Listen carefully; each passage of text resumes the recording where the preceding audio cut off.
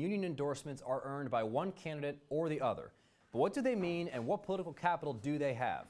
Here to tell us more about how these types of endorsements are impacting the race is Talking Point's political correspondent Josh Carney. Josh, thank you for joining us. Thanks for having me on. So, unions in politics. Let's talk about what unions are and how do they function politically. Right.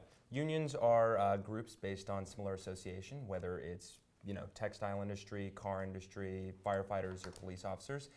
They function pretty democratically, and they're pretty much on the basis of just providing a political influence and a political cause for those that can sometimes feel alienated or small in that regard. And in terms of their support for various parties, various candidates, talk a little bit about how they line up. Right. So it's gone from about 38% with President Bush and 95% with Kerry in the 2004 cycle to around 67% and with Obama and 30% with McCain in 2008. And their spending has almost doubled in a span of 10 years, from 96 to 2004 cycle. It went from $500 to $925 million spent. So they lean heavily Democratic, they spend heavily Democratic, and they have a tremendous amount of influence, especially in metropolitan areas. And my great uncle was in the United Auto Workers up in Connecticut, and he told me that back in, it was like 40s and 50s, in his local, if they found out one of the officers voted for a Republican, they would call an emergency meeting and vote him out of office. But anyway,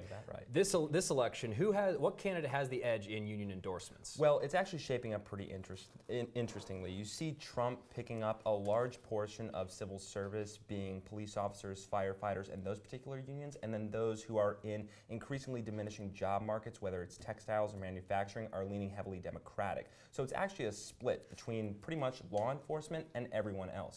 And it's creating actually a pretty strict and more or less even divide amongst the candidates.